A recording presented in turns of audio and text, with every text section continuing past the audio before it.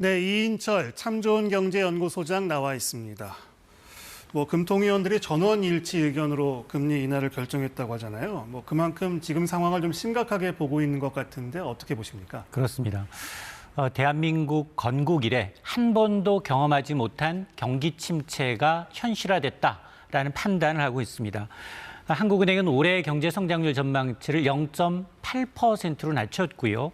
내년에도 1.6%에 그칠 것으로 봤습니다.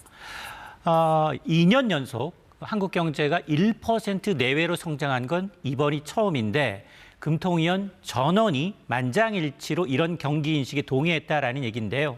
한인이 전망하고 있는 올해 경제 성장률 0.8%가 어느 정도 수준이냐? 이게 글로벌 금융위기 수준인데요. 최근 30년 동안 우리 경제가 1% 아래로 성장한 건 딱 3번입니다. 네. 1998년 IMF 외환위기, 2009년 글로벌 금융위기, 그리고 코로나 팬데믹인데 이 세 개의 공통점은 뭐냐? 전쟁이라거나 아니면 자연재해라는 이벤트가 있었지만 지금은 그런 이벤트가 없는 유사시 상황에서 위기가 아닌 상황에서 우리나라 경제가 이제 저성장, 그리고 저성장이 장기화, 고착화될 수 있다라는 의미입니다. 네. 특히 그 내수 부진이 아주 심각하다고 보고 있는 것 같습니다. 어떻습니까? 맞습니다. 한꺼번에 경제 성장률 전망치를 0.7%포인트 낮췄습니다. 그 이유가 뭐냐? 다들 관세 때문인가라고 생각을 했는데 한국은행의 판단은 좀 달랐습니다. 네. 그 원인으로 내수 부진을 지목하고 있는데요. 성장률 하락폭 0.7%에 0.5%가량은 내수 부진 때문이다라는 설명입니다. 즉 내수가 회복되지 않는다면 대외 여건이 개선이 돼도 올해 1% 성장도 장담할 수 없다라고 밝히고 있는데요. 특히 내수, 건설 경기 침체가 가속화되고 있죠. 이러다 보니까 건설 투자, 시설 투자 모두 위축되고 있습니다. 그러다 민간 소비가 위축되고 있고요. 정부의 재정 지출 트리플 감소세를 보이고 있기 때문에 내수 위축이 더 본질적이고 구조적인 요인으로 지금 한국은행은 진단하고 있는 겁니다. 그렇군요. 미국과의 관세 충격만 있는 게 아니라 내수 부진도 문제가 아주 심각한 상황인데 미국과의 관세 충격도 이제 점점 현실화되고 있지 않습니까? 맞습니다. 지금 트럼프 대통령이 상호 관세를 90일 유예했습니다만 지금 4월부터 자동차 부품, 철강과 알루미늄에 대해서 품목별 관세 25%를 부과하고 있는데요. 대미 수출에서 직격탄을 맞고 있습니다. 특히 우리나라의 대미 수출 1위 품목인 자동차의 경우에는 4월 한 달 동안 1년 전에 비해서 20% 가까이 줄었습니다. 철강도 2자릿수 넘게 수출이 감소하고 있는데 자, 문제는 지금 현대자동차의 경우에는 이미 재고를 석 달치 쌓아놓고 있는데 이 재고 석 달치가 해소되고 난 다음부터는 가격을 인상해야 되는데요. 이럴 경우 상반기보다는 하반기에 관세 부담이 더 커질 것으로 우려되고 있습니다. 네. 그래서 한은이 성장률 전망치를 크게 낮춰 잡았는데 금리도 내렸고요. 그래서 금리 인하가 좀 어떻게 좀 효과가 있을까요? 그렇습니다. 지금 한국은행 그리고 이제 이 국책연구기관인 KDI조차도 올해 제로 성장을 점치고 있는 상황인데요. 이렇게 저성장이 좀 빨리 왔다. 한국 경제 빨간불이 켜졌다라는 셈인데 이게 단순히 숫자가 문제가 아닙니다. 왜냐? 미국과 일본은 우리보다 빠른 속도로, 2~3배 빠른 속도로 지금 성큼성큼 걸어가고 있는데 우리는 제자리 걸음하고 있다라는 얘기인데요.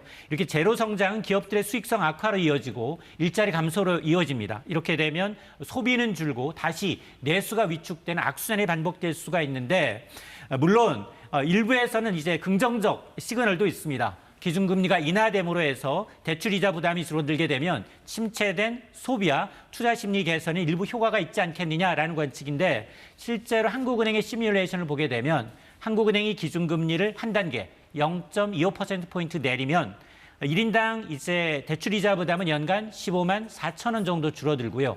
자영업자의 경우에는 한 연 55만 원 정도 경감되는 효과가 있는 것으로 분석을 하고 있습니다. 그럼 어떻습니까? 금리를 내림으로써 좀 우려되는 측면도 물론 있겠죠. 맞습니다. 금리 인하는 동전의 양면입니다. 부정적 영향도 만만치가 않은데요. 가계부채 문제와 이제 환율이 부담스럽습니다. 가계부채 부동산 시장에는 이제 리스크 요인인데요. 대출 금리가 떨어짐으로 해서 돈을 빌려서 부동산을 투자하려는 가수요가 늘어나게 됩니다. 이렇게 되면 가계부채는 더 늘어날 수 있는데 실제로 코로나 기간 동안 기준금리가 제로, 0.5%까지 낮아지자 영끌족들, 빚을 내서 집을 산 영끌족들이 지금 금리가 오르자 연체하고 이제 경매로 넘어가는 사례가 많습니다. 이외에도 기준금리 인하로 인해서 투자와 소비가 늘어나게 되면 가수요가 발생을 해서 소비자 물가를 자극할 가능성도 있습니다. 그렇군요. 한국은행은 앞으로 뭐 금리를 더 내릴 공산도 있고 그 인하 폭도 클 수 있다고 했는데 어떤 전망이 좀 나오고 있습니까? 맞습니다. 지금 이 금통위원 6명 가운데 4명이 앞으로 석 달 이내 기준금리 인하 가능성을 열어뒀습니다.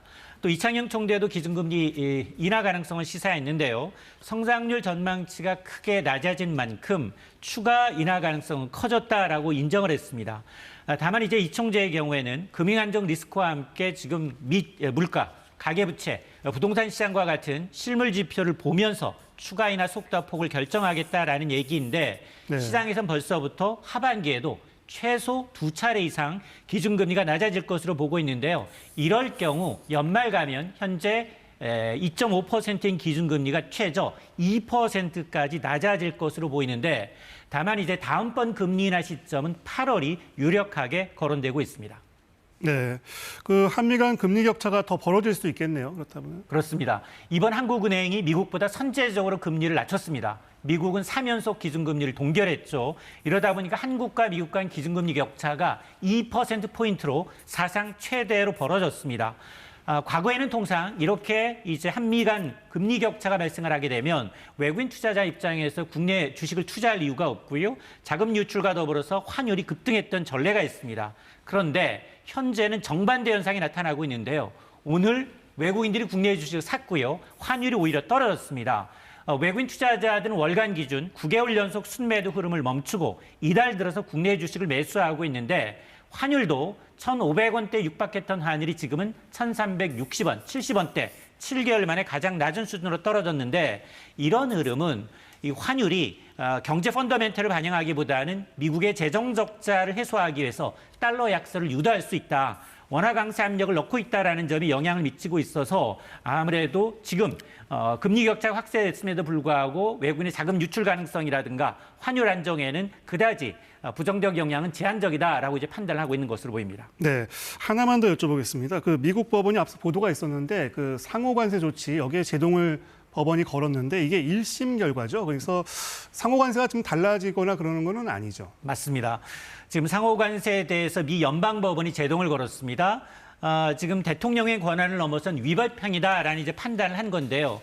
하지만 트럼프 대통령은 사법 쿠데타라고 반발하고 있어서 즉시 이제 항소 방침을 밝히고 있습니다. 말씀하셨던 것처럼 1심 판결이기 때문에 양측은 연방 대법원의 판례까지 끝까지 갈 것으로 보여서 장기화 가능성을 예고하고 있는데요. 다만 과거에도 트럼프 대통령은 법원의 명령을 무시한 전례가 있습니다. 그렇기 때문에 이제 순수히 이제 이런 명령을 따를지는 의문이고, 네. 다만 우리나라 입장에서는 지금 어쨌든 대선 이후 차기 정부에서 지금 협상을 진행할 수 있는 좀 시간을 벌었다는 점에 대해서는 다소 안도할 수 있는 부분입니다. 네, 이인철 참좋은경제연구소장이었습니다. 말씀 잘 들었습니다.